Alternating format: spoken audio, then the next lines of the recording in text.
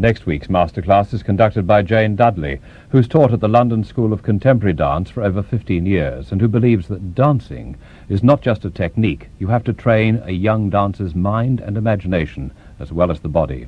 That's next Saturday evening at 8:10. Over on BBC1 in a minute, the news is followed by Match of the Day with the FA Cup semi-finals. Here on 2 in a moment, Film Club with American Graffiti. Starting this Wednesday on BBC2, Arnold Bennett's classic story set in the 1860s in the town of Bursley. A tale of two sisters, Sophia and Constance. There's real romance, Con. Who look forward to very different futures. Paris. Which for Sophia means adventure. Not the grime of St. Luke's Street. Not here. Not Bursley. Sophia, I'm ashamed of you. While Constance, respectful and obedient, is ever mindful of her parents' wishes. I shall tell Mother. Sophia, you are a horrid, cruel woman, and I hate you! I have fretted and fussed over those girls until I've no longer been sure which way to turn.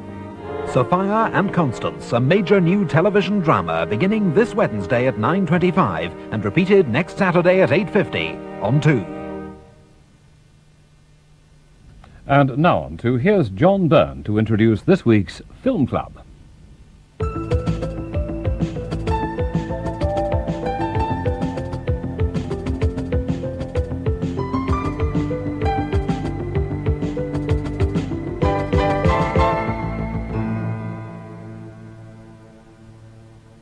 One, 2, 3 o'clock, 4 o'clock, rock. 5, 6, 7 o'clock, 8 o'clock, rock. 9, 10, 11 o'clock, 12 o'clock, rock. We're gonna rock around the clock tonight. Put your glad rags on, join me home. We'll have some fun when the clock strikes 1. We're gonna rock. Where were you in '62? Me? Well, I certainly wasn't within a toasted weenie's length of Mel's Drive-In, where moonlighting sophomores roller skate big boy burgers and cherry cokes to the ranks of waiting Chevys, where Wolfman Jack prowls the airwaves and Herbie and the Heartbeats, a.k.a. Flash Cadillac and the Continental Kids, buddy up and pay homage to a not-so-long deceased Holly at the high school hop. This is small-town USA, where sawn-off hot rods cruise the strip and every teenage girl looks, or is told by every teenage boy, that she looks like Connie Stevens. You know, I always thought I looked like Sandra Dillon. Oh, yeah, well, you look a lot like her, too. All of this is never more perfectly captured than in George Lucas's highly enjoyable 1973 movie, American Graffiti, a technicolored hymn to hot music, cool dudes, and young love. Not that all the dudes are cool, thank God. I laughed aloud as Terry the Geek made his appearance shortly after the opening titles and promptly crashed his bucking Vespa straight into the drive-in's Coke dispenser. They don't come much more uncool than Terry. The story is quite straightforward, uncomplicated. 4 friends, Steve, Kurt, John Milner, and the aforementioned Dumbo Terry, meet up at Mel's before going their separate ways for a night's fun prior to Steve and Kurt's departure for college out east the following day. Steve lends the Geek his Chevrolet and goes to the high school dance with Laurie, his steady. Oh yes, and the Geek meets the girl. Geek gets liquor, Geek loses car, but strangely not the girl. A delightful performance incidentally from Candy Clark as Debbie. In fact, all the performances are great. When did you last see an American movie star with real teeth? They've got them in this picture.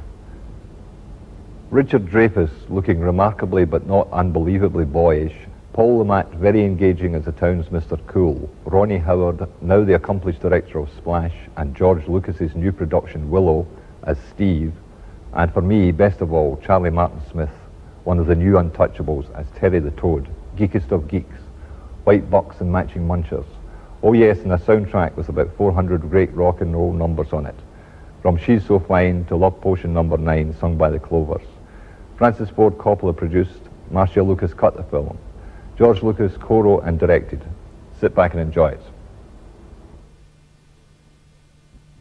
Next week, at the later time of 11:10, Ken McMullen, the British director of Ghost Dance and Xena, introduces a surrealist mystery, L'amour pater, by French director Jacques Rivette, starring Geraldine Chaplin and Jane Birkin. There's a film beginning over on BBC1 in half an hour, You Can't Win 'Em All, starring Tony Curtis and Charles Bronson. Here on 2 next, International Golf.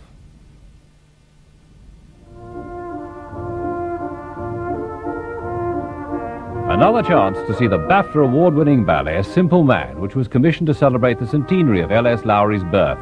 Based on his characteristic paintings, it dramatizes both the scenes that inspired his work and episodes from his personal life. Moira Shearer plays the part of Lowry's mother, and Christopher Gable, Lowry himself.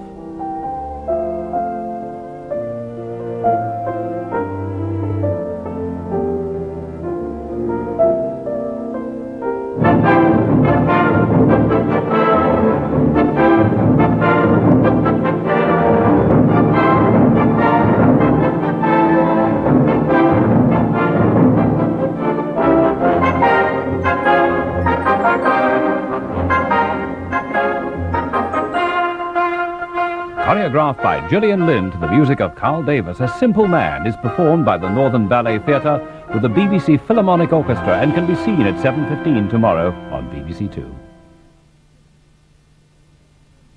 And now on BBC2, Steve Ryder introduces the US Masters from the Augusta National Golf Club.